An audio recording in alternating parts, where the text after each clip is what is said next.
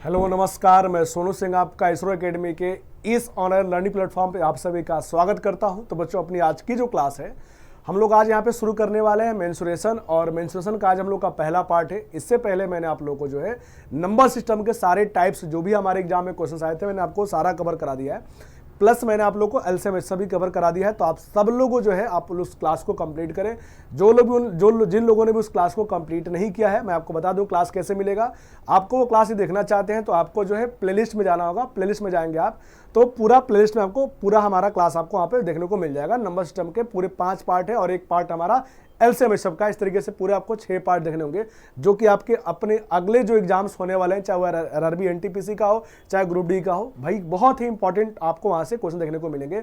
कम से कम 4 से 5 क्वेश्चन आपको उन क्लासेस देखने को मिलेंगे तो जो कि बहुत ही आपका हेल्पफुल होने वाला है। ठीक है, तो भैया उसको तो कंप्लीट कर ही करें। साथ में हम लोग आज अपनी अगली क्लास जो हम स्टार्ट करें यहाँ पर मेंसुरेशन, हम लोग यहाँ पर सीखेंगे मेंसुरेशन के क्वेश्चंस 2D 3D सारे टाइप के क्वेश्चंस जो हमारे रेलवे के एग्जाम में 24 के पेपर में पूछे गए, वो सारा टाइप हम लोग यहाँ पे आज कवर करने वाले। ठीक है, और बहुत ही चीज़ों को एकदम स्मूथली तरीके से समझेंगे।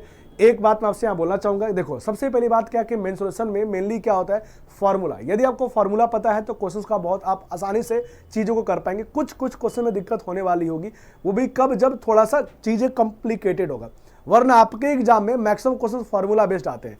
बस आपको फार्मूला पता है, वैल्यू पुट करना है, थोड़ा सोचना होगा, आप चीज़ों को आराम से कर ले जाएंगे।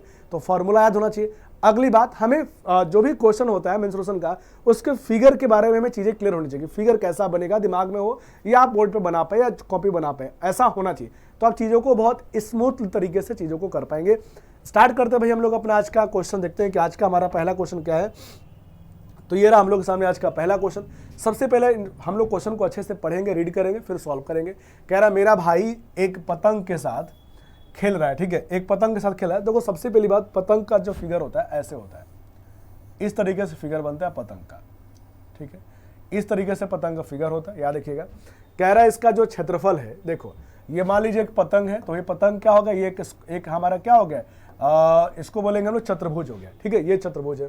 कह रहा है इसका जो क्षेत्रफल है वो दिया है कितना, 15 दिया गया, क्षेत्रफल दिया गया 15। याद रखिएगा, किसी भी पतंग की बात करते हैं हम लोग, काइट की बात करते हैं, तो काइट का जो एरिया का जो फॉर्मूला होता है, देखिएगा काइट का जो एरिया का फॉर्मूला होता है वो फॉर्मूला होता है 1/2 d1 इंटू d2। याद रखिएगा फॉर्मूला क्या होता है, 1/2 d1 इंटू d2।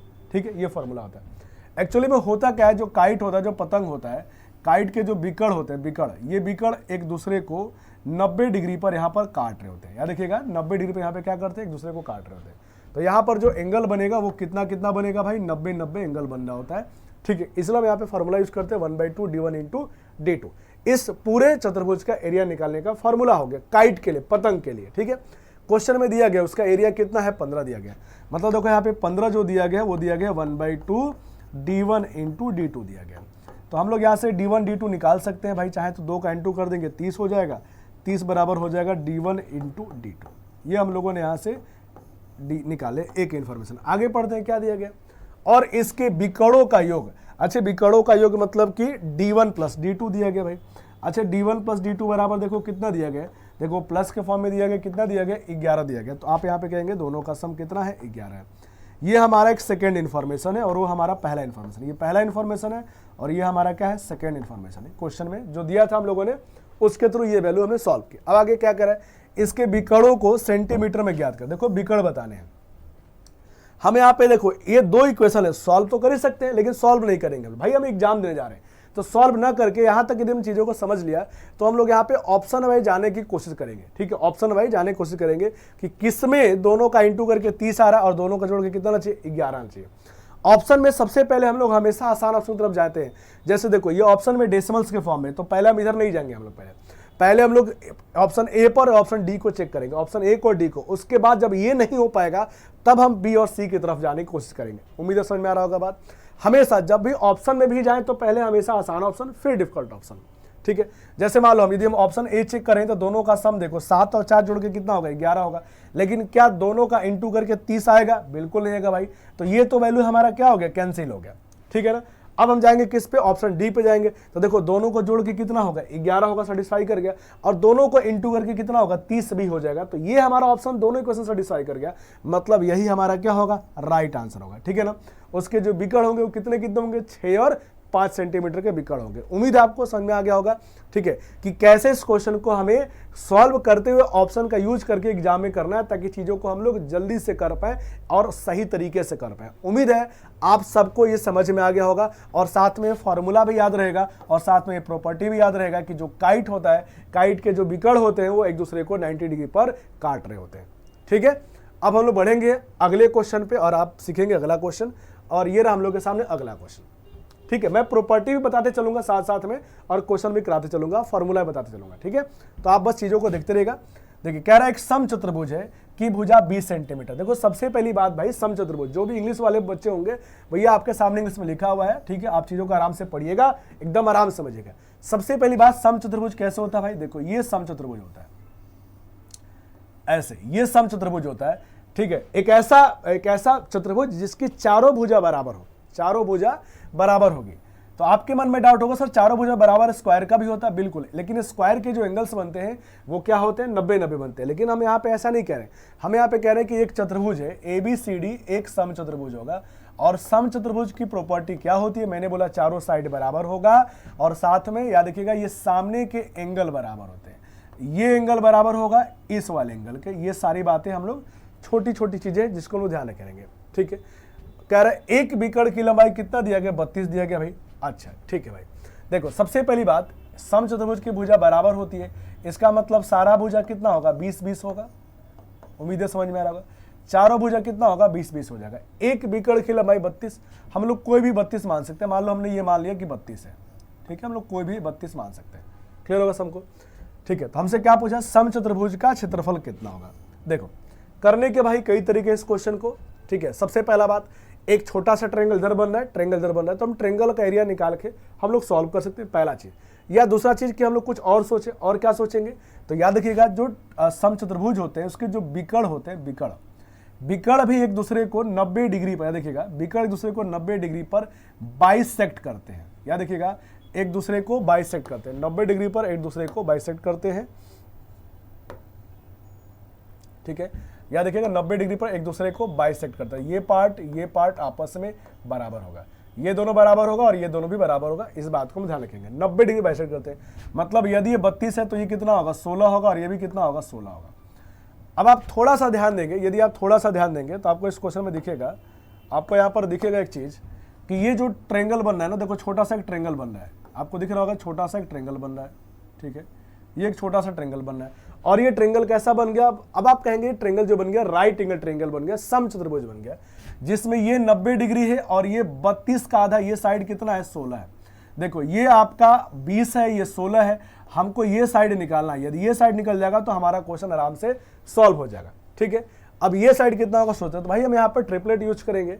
ठीक है, 20 है और ये 16 है, 20 है 16 है, और ये आपका 20 है 16 है, तो ये कितना होगा भाई? तो ये कितना होगा? 12 होगा। कितना होगा? 12 होगा। ट्रिपलेट यूज करेंगे, ट्रिपलेट कौन सा यूज करेंगे? 3, 4, 5, हम ट्रिपलेट यूज करेंगे। देखो 5 का कितना गुना है? 4 गुना है भाई।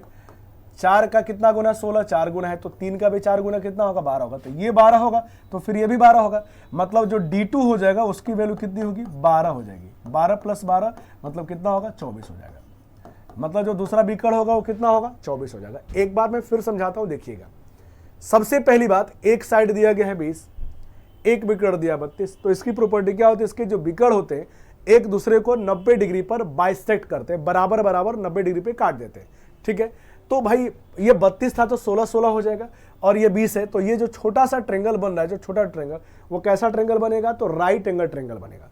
अब राइट एंगल ट्रायंगल बन रहा है जिसमें ये 20 है, ये 16 है, तो ये वाला साइड कितना होगा? तो आप कहेंगे 12 होगा। ट्रिपलेट यूज करेंगे 3, 4, 5 का, उसी का मल्टीपल्स होगा, तो ये 12 होगा, तो 12 होगा, तो विकर्ण दूसरा कितना होगा? 24 हो जाएगा। अब जब दोनों विकर्ण पता है तो एरिया का जो फॉर्मूला होता है 1/2 D1 × D2 होता है भाई, 1/2 D1 × D2 होता है। तो आप कहेंगे 1/2 D1 का मतलब क्वेश्चन में दिया गया है 32, और D2 का मतलब कितना है? 24। हम यहाँ पे सॉल्व करेंगे, 2 से डिवाइड करेंगे, 16 का, 16 × 4 64 का 4 कैरी 6 होगा, 32 और 6 कितना हो गया? 38, मतलब आंसर 384। ऑप्शन नंबर क्या होगा? 20 का राइट आंसर होगा।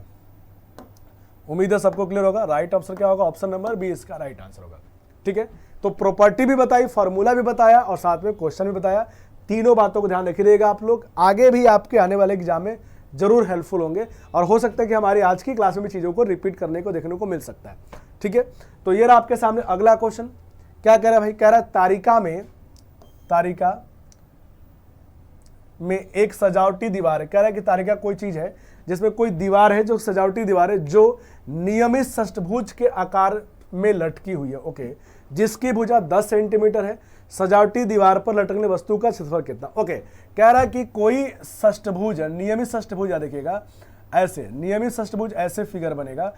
ठीक है, ऐसे ये नियमित षष्ठभुज हो गया। ठीक है, या देखिएगा इस नियमित षष्ठभुज का मतलब सारे साइड क्या होंगे, बराबर होंगे, सारे साइड बराबर होंगे। और जिसकी भुजा कितनी दी गई है, 10 सेंटीमीटर दी गई है भाई, तो सारा साइड दिया गया 10-10 सेंटीमीटर। हमें इस सजावट वाले दीवार का एरिया बताना। तो एक बात समझो, याद रखिएगा जब भी हम षष्ठभुज में ट्रेंगल बनाएंगे तो देखो यहां पर ट्रेंगल ऐसे बनेगा,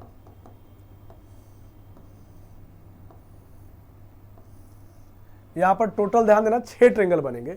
देखो आपके सामने 1 2 3 4 5 6 ट्रेंगल बने। और याद रखिएगा 6 के 6 ट्रेंगल समबाहु त्रिभुज बनता है, मतलब कि इक्विलेटरल ट्रेंगल बनेगा। जब भी देखिएगा षष्ठभुज की बात करेगा, नियमित षष्ठभुज होगा तो वहां पर हमेशा 6 ट्रेंगल बनेंगे और 6 के 6 समबाहु त्रिभुज बनेंगे।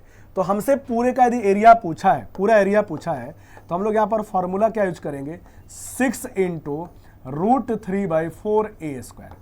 एक इक्विलेटरल का एरिया का फॉर्मूला √3/4a² होता है। हम उसी में 6 का इंटू कर देंगे। उम्मीद है समझ में आ रहा होगा बात। बस क्वेश्चन देखो खत्म हो गया। 6 × √3/4a²। a का मतलब कितना भाई, 10 है, तो 10 × 10 कर देंगे। ठीक है ना। अब आप देखो डिवाइड करो पहले, तो 2 से डिवाइड करोगे 3 आएगा, 2 से डिवाइड करोगे 2 आएगा, और ये 2 से डिवाइड कितनी बार में होगा, 5 बार में हो जाएगा। तो ये हो जाएगा 15 × 10 150, √3 इसका राइट आंसर होगा। ठीक है, तो 1500 √3 इसका राइट आंसर, 150 × √3 होगा। लेकिन हमारे क्वेश्चन में √3 की वैल्यू कितनी दी गई है, 1.7 दी गई है। तो हमें यहाँ पर करना क्या पड़ेगा, अब वो वैल्यू पुट करना पड़ेगा, 150 में इंटू करना पड़ेगा 1.7 का। अब आप देखेंगे सबसे पहली बात, 0 से डेसिमल क्या होगा, कैंसिल आउट हो जाएगा। 15 × 17 करना है, मतलब कितना आएगा भाई, 15 × 17 का मतलब हो जाएगा 16² 256, 255 इसकी वैल्यू आ जाएगी। ऑप्शन देख लीजिए 255, ऑप्शन नंबर डी इसका राइट आंसर होगा।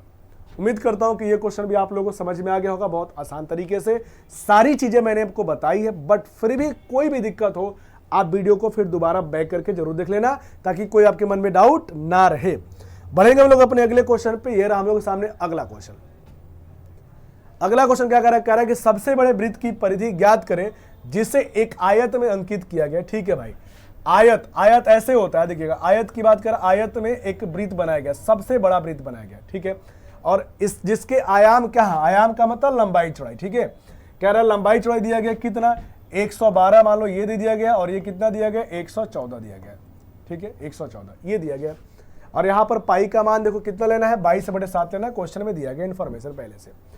अब एक बात बताओ, सबसे बड़ा वृत्त कैसे बनेगा, इसके अंदर ही बनाना है। आप लॉजिकली सोचो सबसे बड़ा वृत्त कैसे बनेगा भाई, तो सबसे बड़ा वृत्त बनेगा ऐसे, ऐसे। ठीक है, सबसे बड़ा जो वृत्त बनेगा यही बनेगा। याद रखिएगा जो सबसे बड़ा वृत्त बनेगा, इस वृत्त का जो डायमीटर होगा, इस वृत्त का जो डायमीटर होगा वो हमेशा, इस वृत्त का जो डायमीटर होगा वो हमेशा, इस वृत्त का जो डायमीटर होगा हमेशा बराबर किसके होगा, 112 के। किसके बराबर होगा, 112 के। समझ में आ रहा बात। इसका डायमीटर नहीं बना सकते, क्योंकि जब भी बनाएंगे, जब भी वृत्त बनेगा तो इसी के लेंथ, मैक्सिमम लेंथ इतनी ही बन सकती है। ठीक है ना, इसके बाहर नहीं बन सकता, क्योंकि उससे बाहर वृत्त बाहर चला जाएगा। तो जब भी वृत्त बनेगा तो हमेशा मैक्सिमम साइज का बनेगा। अंदर बनाना है तो 112 का ही डायमीटर का बन सकता है। ठीक है, इसका मतलब इसका रेडियस पूछेगा यदि, तो 112 का हम लोग आधा कर देंगे, और वो वैल्यू कितनी होगी, 56 आ जाएगी। रेडियस कितना होगा, 56 होगा। हमें वृत्त की क्या करनी है, वृत्त की, बड़े वृत्त की परिधि बतानी है। परिधि, तो भैया परिधि का फॉर्मूला क्या होता है, परिधि मतलब सर्कमफ्रेंस। याद रखिएगा फॉर्मूला क्या होता है, 2πr होता है। हमने यहाँ पे समझ लिया 2 × पाई मतलब 22/7, और r की वैल्यू कितनी है, 56 आ चुकी है। 7 से डिवाइड होगा 8 बार में, ये 44 × 8 का हमें इंटू करना है, तो 32 का 2 आएगा, 32 का 2 केवल एक ही ऑप्शन पे, ऑप्शन नंबर सी इसका राइट आंसर हो जाएगा। ठीक है ना, उम्मीद है सबको क्लियर होगा। बढ़े हम लोग अपने अगले क्वेश्चन पे, देखेंगे हम लोग का अगला क्वेश्चन क्या है भाई। अगला क्वेश्चन सीखते हैं। तो ये रहा हम लोग के सामने अगला क्वेश्चन। ठीक है, एकदम आराम से क्वेश्चन को पढ़ना है, एकदम बिल्कुल एकदम स्मूथली तरीके से पहले क्वेश्चन को रीड करिए और फिर हम लोग सॉल्व करने की बात करेंगे। ठीक है, क्वेश्चन कह रहा है कि एक वर्गाकार भूखंड का जो क्षेत्रफल दिया गया है, देखिए 29,929 वर्ग है, प्लॉट की प्रत्येक भुजा की लंबाई, एकदम बिल्कुल बच्चों वाला क्वेश्चन है। ठीक है ना, अब देखो भाई, कह रहा है एक वर्ग है जिसका एरिया, एरिया मतलब a² दिया गया और कितना दिया गया, एरिया जो दिया गया 29929 दिया गया, ये दिया गया। हमसे साइड पूछा तो सिंपली क्या करना है, हमें इसका स्क्वायर रूट करना है। स्क्वायर रूट करना है 29929 का। अब इसका स्क्वायर रूट करने आपको आना चाहिए। अब यदि आपको नहीं आता है तो मैं आपको बेसिक तरीका बिल्कुल बताता हूँ कैसे करना होता है। देखिएगा, ऐसे करना होता है 29929 ऐसे दिया गया। हम लोग बचपन में ऐसे सीखे थे, क्या करते थे, ऐसे डिवीजन मेथड से हम लोग दो का पेयर बनाते थे और ऐसे सॉल्व करते थे। ठीक है, सबसे पहले बात यहाँ पे 1 1 लिखेंगे, जोड़ के लिखना होता है, यहाँ पर 2 आएगा और यहाँ पे गुणा करके लिखना होता है 1 आएगा। तो यहाँ पे 1 और 9 9 जब भी आएगा पेयर में 9 9 आएगा। ठीक है, और 1 1 लिखें तो यहाँ पर 1 लिखना होता है। आपको याद होगा शायद, ऐसा कुछ हम लोग करते थे बचपन में, याद होना चाहिए। ठीक है, अब देखो 199 आ गया, हमें यहाँ पर कोई वैल्यू लिखनी होती है और उसी में गुणा करके लाना है। तो अब कितना चेक कर सकते हैं भाई, 6 करते हैं तो 6 करेंगे, 7 करेंगे, एक काम करें हम लोग यहाँ पे 8 रखे देखते हैं। यदि हम लोग यहाँ पे 8 रखते हैं तो 8 × 8 16 का 6, देखो 8 × 8 16, 8 × 8 64 का 4, सॉरी 64 का 4 कैरी कितना होगा, 6 होगा। और ये देखो 16 6 22 ज़्यादा हो जा रहा है। ठीक है ना, तो हम लोग यहाँ पे 8 ना रख के 7 रख सकते हैं। 7 रख के चेक करेंगे यदि हम लोग तो 7 7 49 का 9 कैरी 4 हो जाएगा और 14 4 कितना हो जाएगा, 18 आ जाएगा। तो पहले आप एक बार देखो यहाँ पे 7 लिख दो, यहाँ पे जोड़ो कितना आएगा 27, ये आपका 4 हो जाएगा और ये 3 34 आ गया। यहाँ सॉल्व करेंगे, डिफरेंस कितने का आएगा, 10 का आएगा। अब रिमाइंडर कितना आएगा, 29 आएगा। ठीक है, अब यहाँ पर हम लोग क्या लिख सकते हैं, 3 लिख सकते हैं। 3 3 लिख के सॉल्व करेंगे तो ये वैल्यू 1029 आके पूरा आपका कैंसिल आउट हो जाएगा और एक बार 3 हम यहाँ पे और लिखेंगे। तो इस तरीके से इसका स्क्वायर रूट कितना निकला, 173। यही इसका क्या होगा, राइट आंसर होगा। मतलब इस क्वेश्चन में सॉल्यूशन बहुत बेसिक है, लेकिन बस केवल व केवल कैलकुलेशन है जो कि आपको करना पड़ेगा यहाँ पर। ठीक है, तो ये मैंने आपको जो बेसिक तरीका था मैंने आपको बताया है। अब यदि आप में से किसी को दिक्कत हो, तो आप यहाँ पर लगभग में भी करके सॉल्व कर सकते हैं। ठीक है ना, देखो सबसे पहली बात, लास्ट में 9 है तो 3 और 7 दोनों ऑप्शंस चारों एक बार को समझ में आ रहा है कि हो सकते हैं। स्क्वायर हम उल्टा चेक करें, स्क्वायर करने की बात करेंगे। अब आप देखो यहाँ पर 177 है, आप एक काम करो 170 का पहले स्क्वायर सोच लो। यदि आप जल्दी करना चाहते हो ऑप्शन वाइज, आप ये नहीं करना चाहते हो तो 170 का स्क्वायर करोगे, 17 का स्क्वायर 289 आ जाएगा और 00 आएगा, 28,900 आ रहा है। ठीक है ना, 170 पे 28,900, लेकिन हमको लाना कितना, 29,923। मतलब ये बात तो क्लियर है कि जब भी आएगा 170 से ज्यादा आएगा।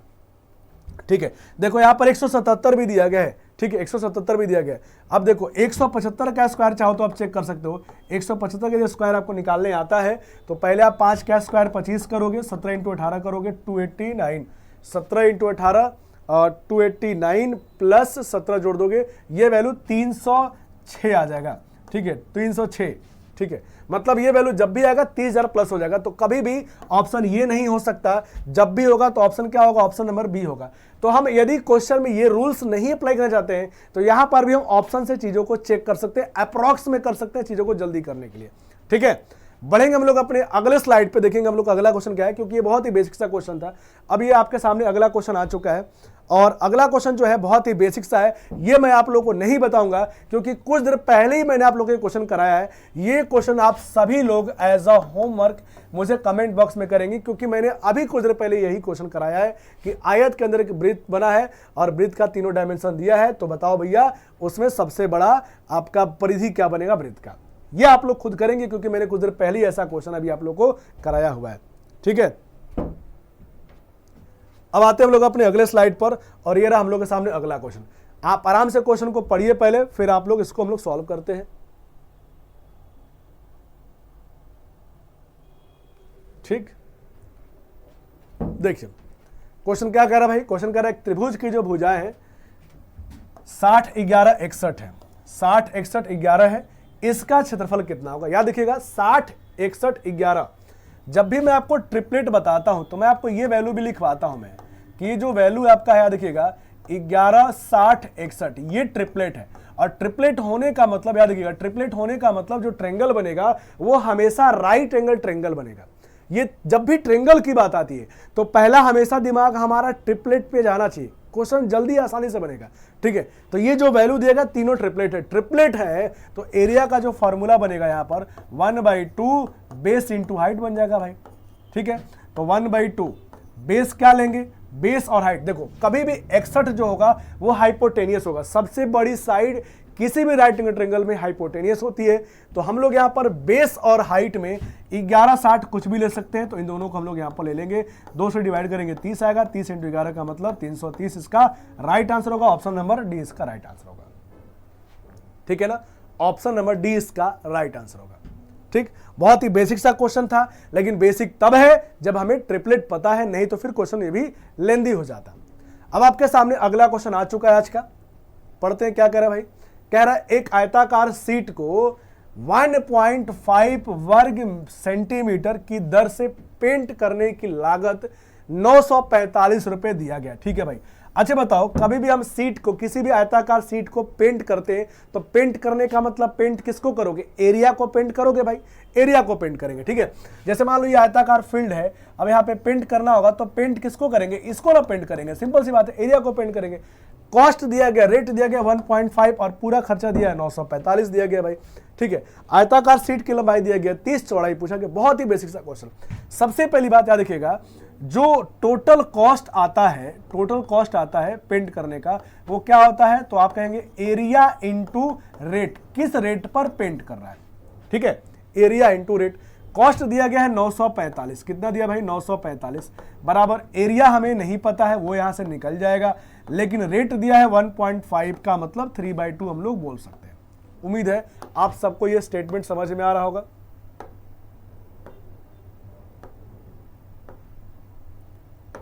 ठीक है, अब आप देखिए सॉल्व करते हैं। पहली बात 3 से डिवाइड करेंगे, 3 से डिवाइड होगा, ये वैल्यू आएगी 3 से 3 बार में 3 से 15 आएगा, उम्मीद है समझ में आ रहा होगा। 2 का इंटू हो जाएगा तो ये वैल्यू 630 आ जाएगा। तो जो उसका एरिया बन गया, कितना बन गया 630, मतलब हमने इस रेक्टेंगल का एरिया निकाल दिया 630 और सीट के जो लंबाई दी गई है वो 30 दी गई है। भैया एक बात बताओ, एरिया का फॉर्मूला भी तुम सबको पता है, एरिया बराबर क्या होता है, L इंटू बी होता है भाई।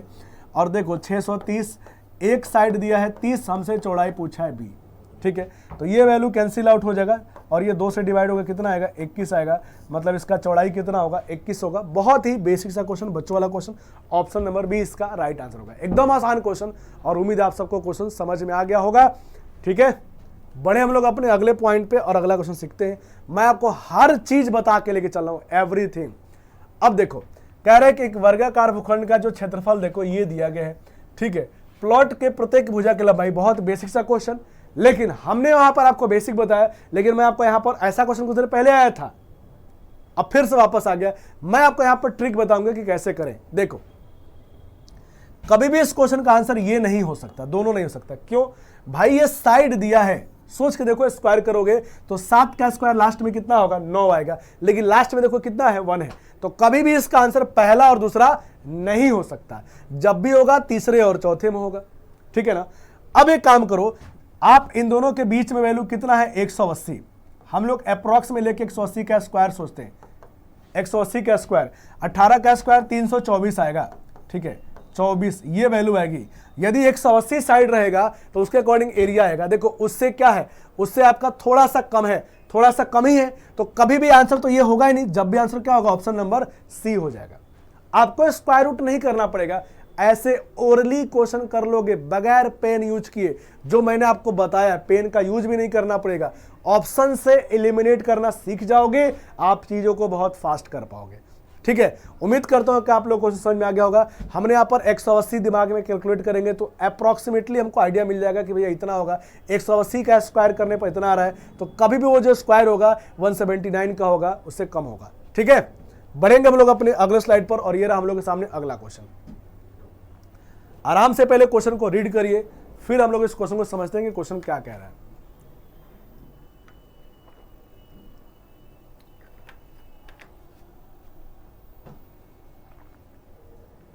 देखिए क्वेश्चन कह रहा है कि दो समरूप त्रिभुजों की दो संगत भुजाएं की लंबाई जो दी गई है 17 और 13 दिया गया। उल्लेखित क्रम में इन दोनों त्रिभुजों के क्षेत्रफलों का अनुपात कितना होगा। बच्चों एक बात ध्यान देना, जब भी ट्रेंगल समरूप होता है, समरूप का मतलब होता है भाई, समरूप का मतलब होता है सिमिलर। देखिए लिखा होगा यहाँ पे, दो ट्रेंगल सिमिलर है। या देखिए जब ट्रेंगल जब सिमिलर होता है, जब ट्रेंगल सिमिलर होता है तो हम सभी जानते हैं उनके साइड का रेशियो क्या होता है, बराबर होता है। लेकिन साइड का जो रेशियो होता है, यदि हम लोग उसका स्क्वायर कर देते हैं 17 और 13 का, यदि हम लोग इनका स्क्वायर कर देते हैं साइड का रेशियो का, तो जो रेशियो बन जाता है वो बन जाता है किसका, उनके एरिया का। एरिया पहले वाले का और एरिया दूसरे वाले का, जो भी साइड का रेशियो होता है यदि आप उसका स्क्वायर कर देते हो तो वो रेशियो बन जाता है किसका, उनके एरिया का। तो ये क्वेश्चन भी यदि आपको प्रॉपर्टी पता है तो कुछ नहीं करना है, 17 का स्क्वायर 289 और 13 का स्क्वायर 169, यही हमारा क्या होगा, ऑप्शन नंबर ए इसका राइट आंसर होगा। बहुत ही बेसिक सा क्वेश्चन है, ठीक है। अगले स्लाइड पर आते हैं और ये रहा हम लोग के सामने अगला क्वेश्चन, ठीक है। अब देखो ये भी हमारा ज्योमेट्री का छोटा सा पार्ट दिया गया है, पहले समझते हैं क्वेश्चन क्या कह रहा है। देखो कह रहा है कि ट्रेंगल है पी क्यू आर और ट्रेंगल एक्स वाई जेड में पी क्यू की वैल्यू दी गई। देखो सबसे पहले दो ट्रेंगल की बात करें तो आप लोग पहले दो ट्रेंगल बना लीजिए। एक ट्रेंगल है पी क्यू आर और एक ट्रेंगल है एक्स वाई जेड, ठीक। पी क्यू की वैल्यू देखिए दिया गया है 5, क्यू आर की वैल्यू कितनी दी गई है 6 और पी आर की वैल्यू कितनी दी गई है 7। ये तीनों साइड दिया गया भाई। अब यहां देखिए एक्स वाई की वैल्यू कितनी दी गई है 5, तो एक्स वाई का मतलब ये चीज 5, ठीक है। वाई जेड का मतलब कितना दिया गया 6, ये दिया गया 6 और एक्स जेड की वैल्यू कितनी है 7, ये दिया गया क्वेश्चन, ठीक। तो ये हमारे ट्रेंगल, दोनों ट्रेंगल के दोनों साइड दिए गए हैं। तो बताओ निम्नलिखित में से कौन सा सत्य है। ऑप्शन जो दिया गया सारे के सारे कॉन्ग्रेंस का दिया गया, सब सर्वांगसम का दिया गया, सब सर्वांगसम है। तो कौन सा होगा, एक बात बताओ। देखो यहां पे लिखा है पी क्यू आर सर्वांगसम किसके, एक्स वाई जेड के, यही बोला है ना। अच्छा देखो पी क्यू, देखो पहला नाम है किसका, पी क्यू का। तो देखो यहां पर पी क्यू की वैल्यू कितनी है 5 है, पी क्यू की वैल्यू 5 है। तो यहां पर वाई एक्स नाम दिया गया पहला, तो वाई एक्स का भी वैल्यू 5 होना चाहिए। देखो क्या है, वाई एक्स का वैल्यू 5 है, बिल्कुल 5 है भाई, ठीक। तो ये तो पहला स्टेटमेंट क्लियर हो गया, ठीक है। अब आगे बढ़ेंगे क्यू आर। देखो क्यू आर की वैल्यू कितनी है 6 है, तो देखो यहां पर भी एक्स जेड की वैल्यू भी 6 होनी चाहिए। तो क्या एक्स जेड की वैल्यू 6 है, नहीं है। तो ये स्टेटमेंट क्या हो गया, गलत हो गया। याद देखिएगा जो स्टेटमेंट सीक्वेंस का लिखा है वही हमारे साइड का भी यहां पर वैल्यू होनी चाहिए, बराबर होनी चाहिए। तो पहला गलत हो गया। ऐसे हम आएंगे पी क्यू आर रहेंगे, तो पी क्यू आर का मतलब 5 6 7 हम ले रहे हैं। ऐसे जब लोग एक्स वाई जेड आएंगे तो एक्स वाई जेड, तो देखो 5 6 7 ये भी तो हो रहा है ना, इसका मतलब ये हमारा क्या हो गया, राइट हो गया। देखो इसका सर्वांगसम का मतलब क्या होता है, ये साइड बराबर होगा इसके, ये बराबर होगा इसके और ये दोनों बराबर होगा इसके। जो क्वेश्चन का सीक्वेंस लिखा है उसी सीक्वेंस से बराबर होना चाहिए, तभी सर्वांगसम होगा। यहां पर पी क्यू बराबर एक्स वाई के है, बिल्कुल है, पी क्यू बराबर एक्स वाई के, क्यू आर बराबर देखो 6 है और वहां पर वाई जेड बराबर भी 6, बिल्कुल बराबर हो गया। पी आर बराबर कितना है, तो पी आर बराबर 7 है, तो वहां पर एक्स जेड बराबर भी कितना है 7 है। तो तीनों साइड तीनों के एकदम बराबर आ गए। इसका मतलब ये हमारा दोनों ट्रेंगल क्या हो गया, कॉन्ग्रुएंस हो गया, मतलब कि सर्वांगसम हो गया। तो इसका राइट आंसर क्या होगा, ऑप्शन नंबर बी होगा। केवल आपको पढ़ के बताना था, ठीक है। ये रहा हम लोग के सामने अगला क्वेश्चन।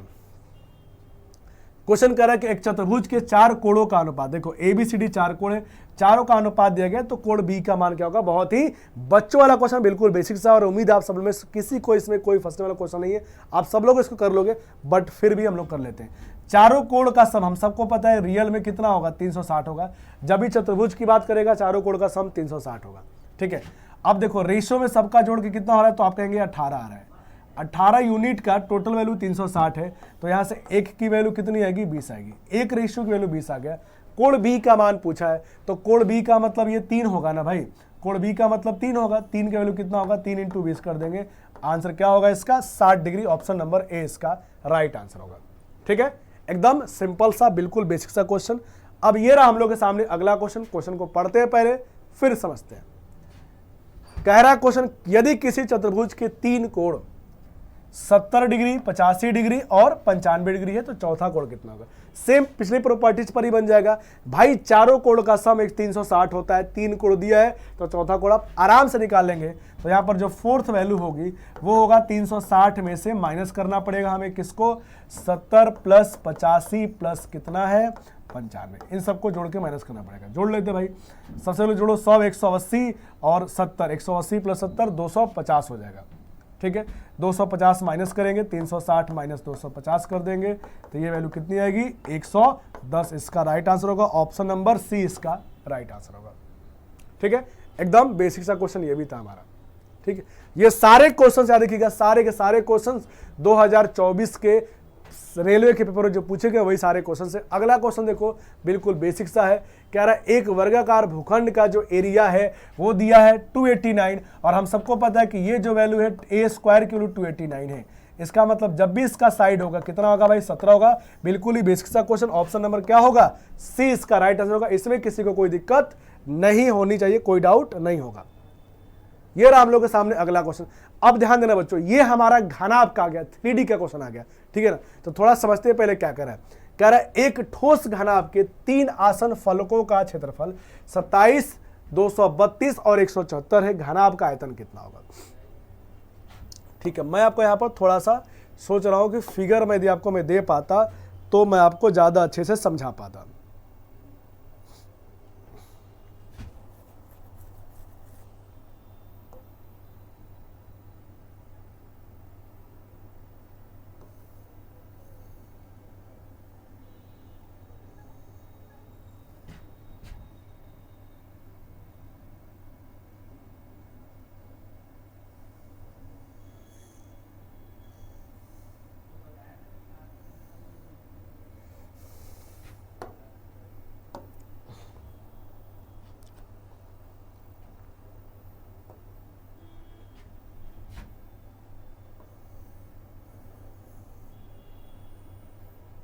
जो फिगर मैं आपको बताना चाह रहा हूं,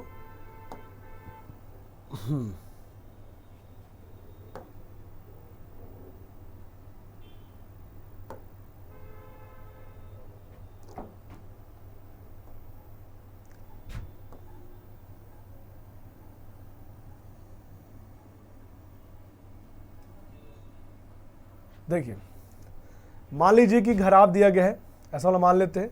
मान लीजिए घनाभ दिया गया है, ठीक है, प्रॉपर फिगर बन नहीं रहा है, ठीक है, ये घनाभ दिया गया। देखिए आप घनाभ में कह रहा है कि 3 आसन फलक। 3 आसन फलक का मतलब क्या होता है कि कोई भी 3 साइड जो अगल बगल है। जैसे हम लोग मान लेते हैं यहां पर, देखो आप देखेंगे ध्यान से यदि, तो आपको एक ऊपर दिखेगा, एक इस साइड बेस दिख रहा होगा, एक इस साइड होगा, एक पीछे होगा, एक आगे होगा। मतलब टोटल किसी भी घनाभ में टोटल फेस कितने होंगे? तो भैया टोटल फेस 6 होंगे। 4 साइड से बनेगा और 2 ऊपर नीचे बनेगा। ठीक है, तो क्वेश्चन क्या कह रहा है? क्वेश्चन कह रहा है कि इसके जो 3 फलक है, तो 3 फलक कहने का मतलब कौन सा? 3 फलक कहने का मतलब ये हो गया कि मान लीजिए एक ये पीछे वाला साइड, ठीक है, ये एक नीचे वाला साइड और एक मान लीजिए बीच का वाला। ठीक है, कोई भी 3, याद देखिएगा 3 आपके फेस का एरिया दिया गया है। याद देखिएगा जब भी 3 फेस का एरिया देगा और याद देखिएगा आपसे वॉल्यूम पूछेगा, आयतन पूछेगा, तो वॉल्यूम का जो फॉर्मूला होगा यहाँ पर, जब 3 साइड का दिया रहेगा एरिया, तो वॉल्यूम का फॉर्मूला तीनों एरिया का इंटू करके स्क्वायर रूट। तीनों एरिया का इंटू करके क्या करेंगे हम लोग? स्क्वायर रूट कर देंगे, तो वो जो हमारा हो जाएगा आपका वॉल्यूम आ जाएगा। ठीक है, तो ये मैंने आपको फिगर से थोड़ा बताने की कोशिश की है। ठीक है, याद देखिएगा 3 शेप, याद देखिएगा किस, आप ऐसे समझिएगा कि एक रूम है, एक छोटा सा रूम है जो घनाभ शेप में है, ठीक है ना, घनाभ शेप में, और उसके बारे में क्या कह रहा है? 3 दीवार का एरिया दिया गया और पूरे रूम का आयतन पूछ रहा है। तो उस केस में तीनों एरिया का इंटू करके हम क्या करेंगे? तीनों एरिया का इंटू करके हम लोग स्क्वायर रूट कर देंगे। ठीक है, तो आप देखो पहला एरिया कितना दिया गया भाई? तो पहला एरिया है 27, अगला कितना है? 232, अगला कितना है? 174। ठीक, ये दिया गया है। ठीक, अब आप इसे इंटू करने के बजाय ब्रेक करने की कोशिश करिए। 27 को ब्रेक करोगे 9 × 3, अब 232 को ब्रेक करोगे तो 4 से डिवाइड कर सकते हो। 4 से डिवाइड करोगे तो 4 होगा और ये वैल्यू 5 और 8 58 आ जाएगा। डिवाइड करोगे यदि देखो 232 को यदि आप ब्रेक करते हो तो 232 का मतलब 4 × 58 आएगा। सही है ना, 4 × 58 आ जाएगा। 58 को भी ब्रेक कर सकते हैं हम लोग, कितना आएगा 29 इंटू 2 आएगा, कितना आएगा 29 इंटू 2, तो इसको लिखो 4 इंटू 2 इंटू 29 आ गया। ऐसे 74 वाले को ब्रेक करो, 174 वाले को, इसे आप ब्रेक करोगे 174 वाले को, तो इसे हम क्या ब्रेक कर सकते हैं, 2 तो पहले कर दीजिए, 2 इंटू कितना, तो ये वैल्यू आ जाएगी 87 आएगी, और 87 का मतलब 3 इंटू 29 आ गया। मतलब हम लोग पूरा ब्रेक करके लिखेंगे तो 2 इंटू 3 इंटू 29 आएगा। अब हमें इसका स्क्वायर रूट करना होगा, तो स्क्वायर रूट देखो करोगे तो पहली बात ध्यान देना है, 9 का बाहर 3 आएगा, ठीक है, एक बार 3 यहाँ पर, एक बार 3 और एक 3 और आ जाएगा। देखो 4 है तो 4 का बाहर 2 आएगा। अब देखो यहाँ पर भी एक बार 2, एक बार 2 और है, तो एक बार 2 और आ जाएगा, ठीक है। 29 2 बार है तो एक बार 29 आ जाएगा। तो हमें ये हमारा पूरा उसका आयतन बनेगा। इन तीनों का हमें इंटू करना, सबका इंटू करना है। इंटू कर देखो कितना आएगा, 9 इंटू 2 18, 18 इंटू 2 कितना हो गया 36। अब 36 इंटू 29 करेंगे तो 9 इंटू 4, 9 इंटू 6, 9 इंटू 6 लास्ट में 54 होगा। तो जब भी होगा इसका राइट आंसर क्या होगा, ऑप्शन नंबर 20 का राइट आंसर होगा, ठीक है। तो ये देखिएगा फॉर्मूला क्या है, जब भी किसी भी घनाभ की बात करें, घनाभ का आयतन पूछे और तीनों दीवार का एरिया देगा, तो उस केस में हम आयतन का ये फॉर्मूला यूज करेंगे, तीनों एरिया का इंटू करके स्क्वायर रूट करेंगे, तो आपका जो आंसर आएगा वो उस रूम का आयतन आ जाएगा, ठीक है। बढ़ेंगे हम लोग अपने अगले क्वेश्चन पे। ये रहा हम लोग के सामने अगला क्वेश्चन, ठीक। कह रहा है एक अर्ध गोलाकार कटोरे की क्षमता जो दी गई है वो दिया गया 19,404 है सेंटीमीटर क्यूब, उसका वक्र पृष्ठ क्षेत्रफल क्या होगा। अब एक बात समझो, अर्धगोले का जो वॉल्यूम होता है भाई, वो फॉर्मूला होता है 2/3 पाई आर क्यूब होता है। कितना होता है, पाई आर क्यूब होता है, ठीक। अब उसका वक्र पृष्ठ क्षेत्रफल कितना होता है भाई, कर्व सरफेस एरिया कितना होता है, वक्र पृष्ठ कितना होता है। तो ये देखिए जो कर्व सरफेस एरिया का जो फॉर्मूला होता है वो होता है कितना, 2 पाई आर स्क्वायर, ये उसका फॉर्मूला होता है, ठीक है।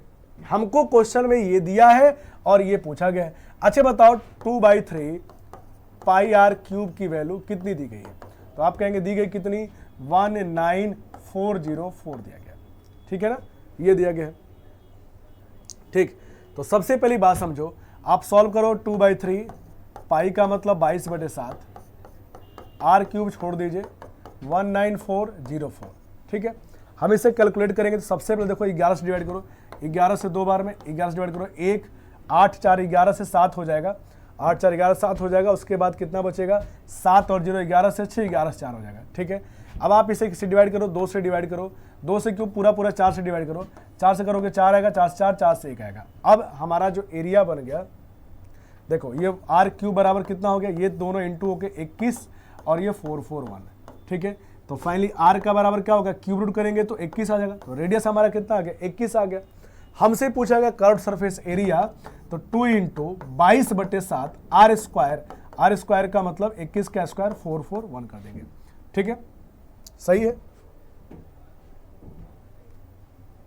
ठीक।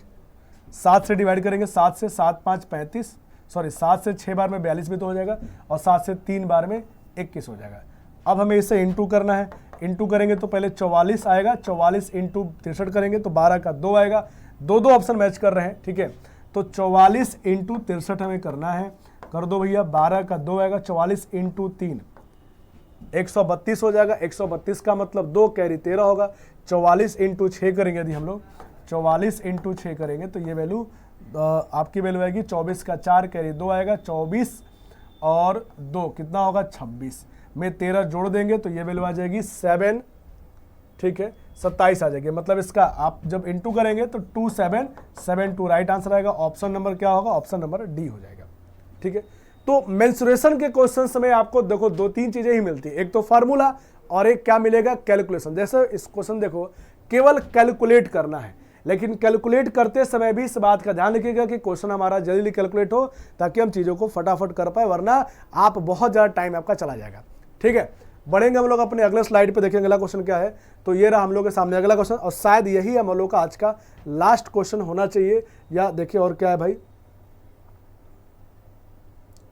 नहीं अभी भी कुछ क्वेश्चंस है, हम वो सारा क्वेश्चन करने के बाद ही हम लोग कंप्लीट करेंगे। देखो इस क्वेश्चन में स्टेटमेंट को पढ़ना है बस, और कुछ नहीं करना है। निम्नलिखित में से कौन सा नियमित बहुभुज का गुण नहीं है, याद रखिएगा नहीं है कौन सा बताना है। देखिए नियमित बहुभुज क्या होते हैं, सभी भुजाएं बराबर होती है। बिल्कुल पहला स्टेटमेंट यही कह रहा है कि सभी भुजाएं बराबर होती है।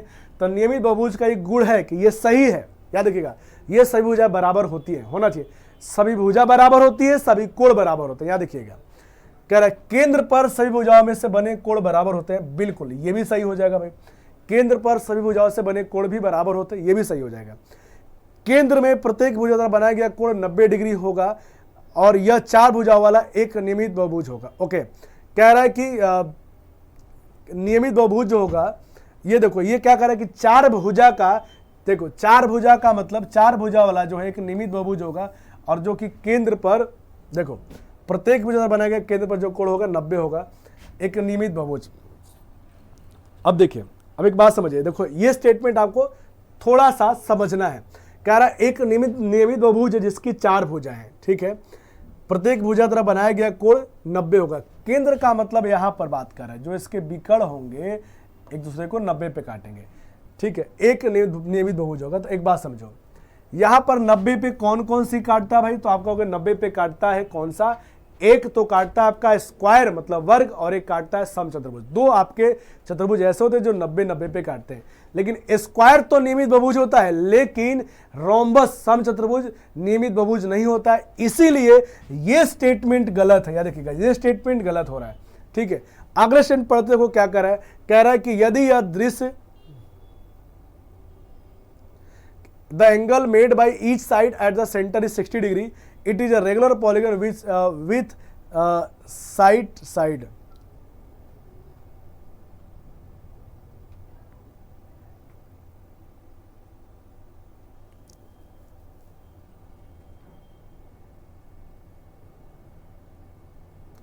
यदि यह दृश्य का कोई मतलब तो है नहीं भाई, यहाँ पे कोई ना कोई टाइपिंग एरर हुआ है। गोलाकार बहुभुज है तो केंद्र पे प्रत्येक भुजा द्वारा बनाया गया कोण 60 डिग्री होगा।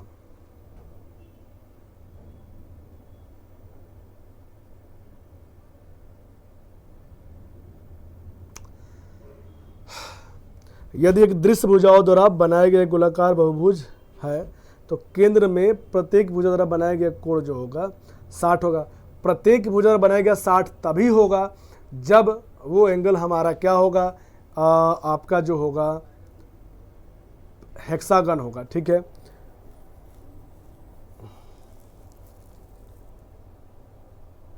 ठीक है बच्चों, एक काम करो, इस वर्ड्स का मतलब मुझे कुछ ना कुछ दिक्कत हो रही है, यहाँ पे टाइपिंग एरर है, तो आप इस क्वेश्चन को छोड़ दीजिएगा। याद रखिएगा, यहाँ पर हमने जो समझा है, हमने 3 स्टेटमेंट को समझा, ये सही है, ये सही है। इस वाले पे डाउट है, डाउट क्यों हो रहा है आप लोग यहाँ पर, क्योंकि देखो 90 डिग्री दो जगह बनते हैं, किस पर, एक समचतुर्भुज पर और साथ में किस पे, एक वर्ग पे। तो वर्ग तो हमारा रेगुलर पॉलीगन होता है लेकिन समचतुर्भुज नहीं होता है, इसलिए स्टेटमेंट गलत हो सकता है। बट यदि ये क्लियर रहता है हम लोग को तो हम लोग ज़्यादा सही से इसका आंसर दे पाते। तो आप इस क्वेश्चन को छोड़ दीजिए, मैं अगली क्लास में इसको मैं डिस्कस कर लूँगा सही करके, क्या इस क्वेश्चन का वैल्यू, दृश्य का क्या मतलब है, ठीक है। अगले क्वेश्चन पे आते हैं, और ये रहा हम लोग के सामने अगला क्वेश्चन। कह रहा है कि एक नियमित बहुभुज में 35 विकर्ण है तो उसके आंतरिक कोण क्या योग, आंतरिक कोणों का योग क्या होगा, ठीक है। सबसे पहली बात, किसी पॉलीगन में यदि 35 विकर्ण है तो भुजाओं की संख्या कितनी भी निकालना होगा। तो देखिए फॉर्मूला जो होता है डायगोनल्स के लिए वो होता है n इंटू n-3/2। किसी बहुभुज में विकर्णों की संख्या निकालने का फॉर्मूला होता है n इंटू n-3/2। n का मतलब क्या है, भुजाओं की संख्या, ठीक है। देखो विकर्णों की संख्या 35 दी गई है, 2 का इंटू हो जाएगा, ये हो जाएगा, और यहाँ पर n इंटू n-3 हो जाएगा, ठीक है। देखो ये 70 हो गया, 70 बराबर n इंटू n-3। अब या तो आप इसे क्वाड्रेटिक सॉल्व करें या आप वैल्यू पुट करें, थोड़ा दिमाग यूज करें कि n का मान कितना होगा, 10 होगा। यदि हम n का मान 10 करेंगे तो 10 इंटू, और ये कितना बनेगा 7, दोनों इंटू करके 70 सेटिस्फाई कर जाएगा। मतलब जब भी पॉलीगन बनेगा उस पॉलीगन के साइड कितने होंगे, 10 होंगे, ये 10 साइड होंगे।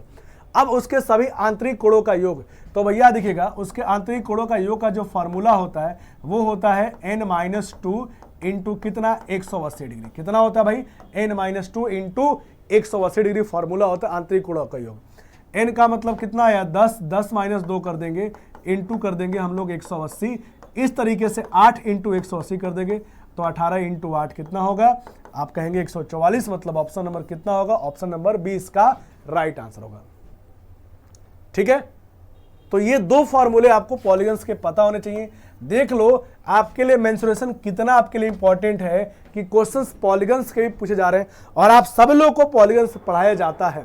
ठीक है, ये रहा आप लोगों के सामने अगला क्वेश्चन, और ये क्वेश्चन भी ज्योमेट्री का है, बेसिक सा क्वेश्चन है, बस आपको पढ़ना है क्या कह रहा है। देखिए कह रहा है कि 28 सेंटीमीटर और 20 सेंटीमीटर त्रिज्या वाले दो वृत्तों के केंद्र 50 सेंटीमीटर दूर है। अनुप्रस्थ ओवेनिस्ट स्पर्श रेखा की लंबाई क्या है? आपसे पूछा गया ट्रांसवर्स कॉमन टेंजेंट की लेंथ क्या है।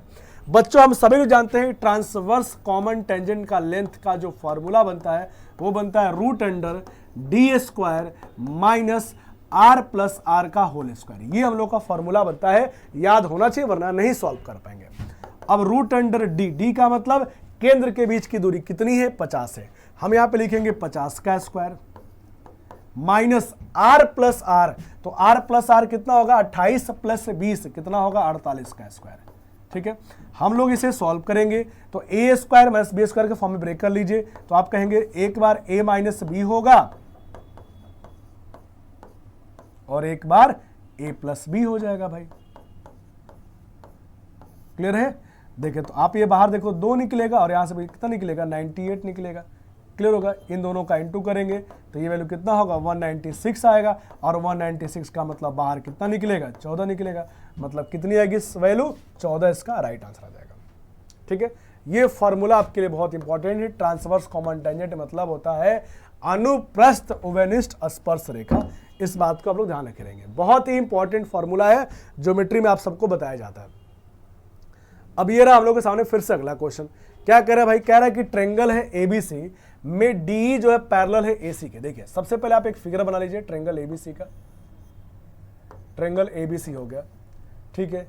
एसी के पैरेलल मतलब इसके पैरेलल मान लीजिए हमने यहां पर एक लाइन ड्रॉ कर दिया डीई। ये लाइन का नाम क्या दिया गया? डीई इसका नाम दिया गया। ठीक है भाई, डीई।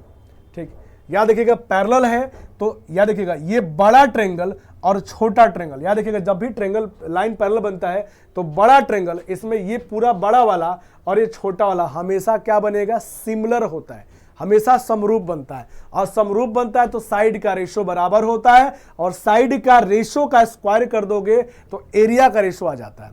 यहां पे कह रहा है कि जहां पर डी और ई क्रमशः डी और ई ए बी और बीसी पर दिया गया था बिंदु है। ठीक है भाई, बीडी बराबर देखिएगा कितना दिया गया है? तो ये वैल्यू देखो दिया गया है 8।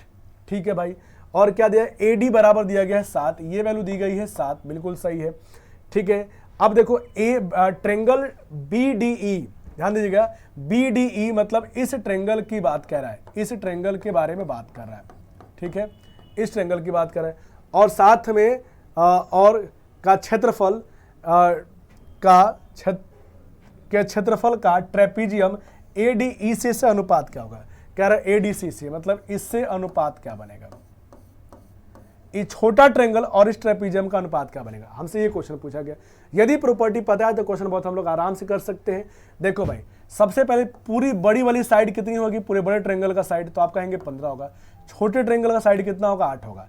तो छोटे ट्रेंगल का 8 होगा, बड़े ट्रेंगल का कितना होगा? 15 होगा। ये दोनों के साइड का रेशो बन गया। साइड का रेशो मतलब किसका बन गया? आप कहेंगे बीडी से रेशो किसका बन गया? एबी का रेशो बन चुका है।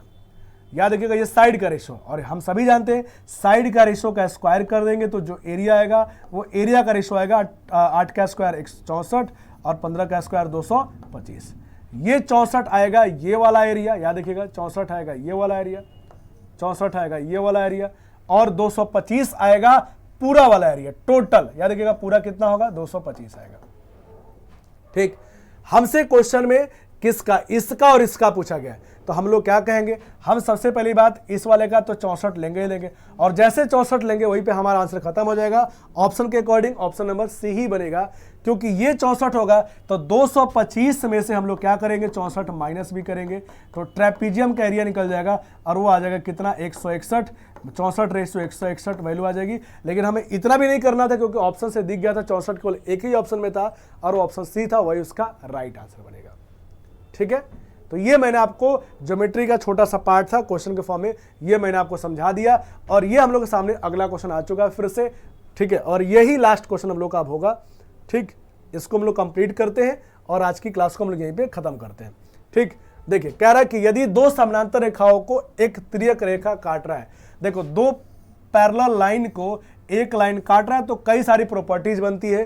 तो बनने वाले संगत कोण में से एक बराबर है, संगत कोण ये होता है, ये बराबर दिया कितना, x + 30 दिया गया है, ठीक है, x + 30 और x माइनस ये वैल्यू कितना है 2x - 10 ये दिया गया क्वेश्चन में। तो x का मान क्या होगा भाई, जब भी दो समानांतर रेखा को एक लाइन काटती है तो संगत कोण बराबर होते हैं, मतलब यहां पर x + 30 बराबर 2x - 10 होगा।